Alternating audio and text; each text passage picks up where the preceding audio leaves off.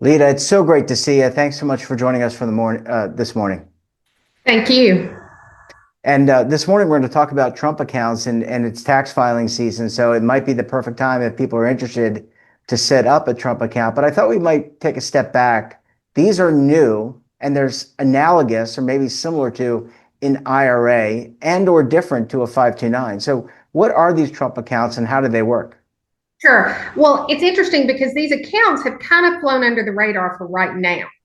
I think we will see that change as we move into tax season, and especially as we move into the summer when the money becomes available. But there's really two different things that we have to talk about when we talk about these Trump accounts. One is that all children up to anyone 18 and younger is eligible to set up one of these accounts. The parents can fund it, their employer can fund it, grandparents and friends can fund it. But there's a special group. There's actually two special groups. There's a special group here that qualifies for some additional seed money. And what it means is all children born between 2025 and 2028, regardless of family income, is eligible to receive a $1,000 contribution from the government. To make this a little more interesting, through a private donation of billions of dollars, there are certain low income children who will be eligible to get an additional $250. So those initial Trump accounts for that group could start out with $1,250 right off the bat. But the reason I say they've kind of flown under the radar is the money's not expected to be freed through July. And the application process really just opened up, and you will fill out a form when you file your taxes that will basically set up this account. Funny So enough, the form is 4547, which is named after President Trump, who was the 45th and 47th president. I thought that was rather clever for myself. yeah, it's interesting how they drop that in there. Um, Yeah. so this is, this vehicle is a perfect opportunity. I know you write about a lot of personal finance related issues. This is the power of compounding. This is the Yes, power. absolutely. As soon as you come, you're born, that someone can put money away, and then 18, 20, 30 years later, you're going to have a nice little nest egg. Candidly, I wish I had that when I was a child, which was many moons ago. So let's talk Absolutely. about, I'm sorry, go ahead. No, absolutely. It also gives people that maybe would not have access. This is going to be invested into the highest indexed funds. So it's going to be managed in such a way to try to yield the biggest return possible, which, let's be honest, a lot of people probably would not have had access to that. So Yeah. hopefully that $1,000, or even if the parents start out with their own contribution, by the time that child is 18, you could be sitting on quite a nice nest egg. So it's tax season. The IRS, I believe, has opened up their window for people to start filing. You mentioned the form 4547. What do we need to know? Not only should you file your taxes, that's number one, but what do you need to know if you want to take advantage and see if you're eligible for these Trump accounts? Yeah, well, anyone is eligible. As long as you're under 18, you have to be a citizen, you have to have a social security number, and your child has to have a social security number. So obviously, if your child is born January, what is it, the 27th, you're born on the 27th, then it's going to take you a little while to get that social security number. But once you have that, you can file. The key is, are you eligible for that $1,000? Only children born 25 to 28, 2025, 2028 are. The form, I've looked at the form, is very, very simple. It is a one-page form. It's just going to be one of those things that people, I think, don't realize, or they think they're not eligible.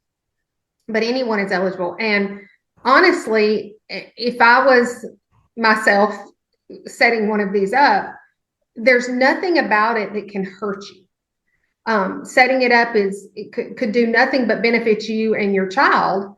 Now, down the road, it's going to be interesting to see if we have legal issues with divorces and grandparents and who owns this account and who owns that. But it is the parents until the child is 18, and then it goes over to the child.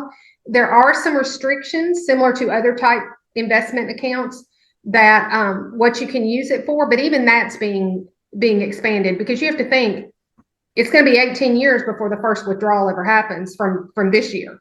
So there's still going to be some rules, I'm sure, added on what you can use it for. Is it just, but right now it is more than just education. It's a lot of different things. It's a pretty flexible account, more than say like a 529.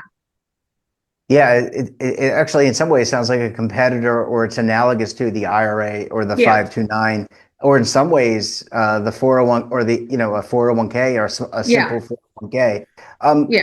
you mentioned that maybe some people aren't aware of this. Is the and clearly you're doing a lot of fact finding and you're writing about it, but is there a marketing effort behind this that needs to be ramped up? Because I would think more Americans, they're getting ready to file their taxes. Why Right. wouldn't they want to take advantage? They should know about this. Right. It is interesting. The IRS has done some. I'm, up on their site all the time and looking at what they release. It is kind of a sentence at the bottom of a lot of these things. Mm. But I think as we move forward, we will start to see a greater interest. Now, here's the other thing I think will happen.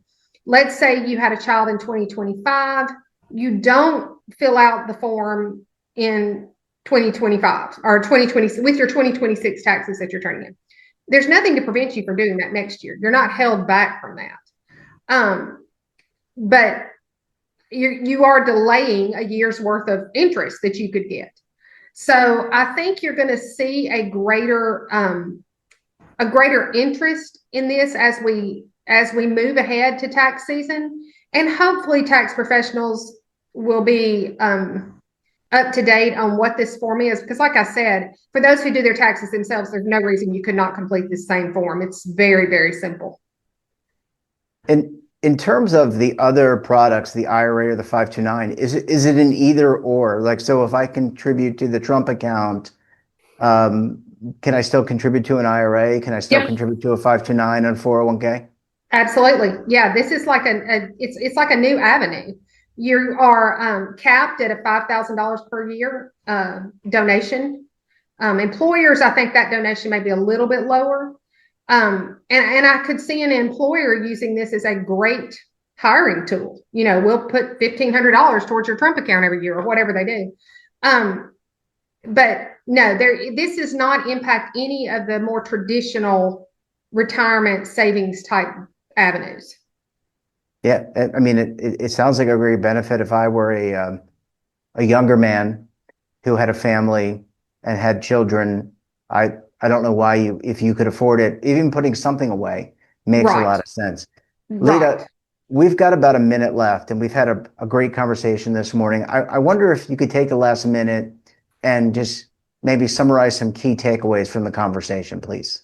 Sure. The main thing I think people need to know is if you've had a child before 2025, 2028, that application for that extra $1,000 will is now. You sign up for it, and then you're automatically eligible when that goes live in July 5th for that $1,000. But even if you're not eligible for that $1,000, there is no harm in setting this up. You stash $250 a year in it.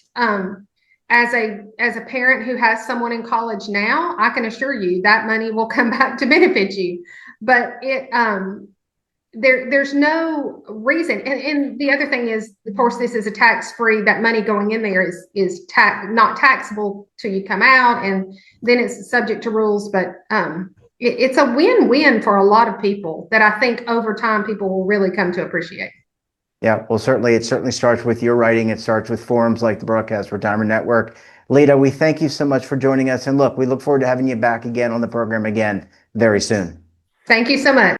Well, thanks for watching. And don't forget, we're back again tomorrow morning with another great expert and another great topic. You can tune in right here Monday through Sunday at 7:30 a.m. Eastern Time. And don't forget to subscribe to our daily newsletter, The Morning Pulse, for all the news in one place, delivered directly to your email box. Check it out at our website.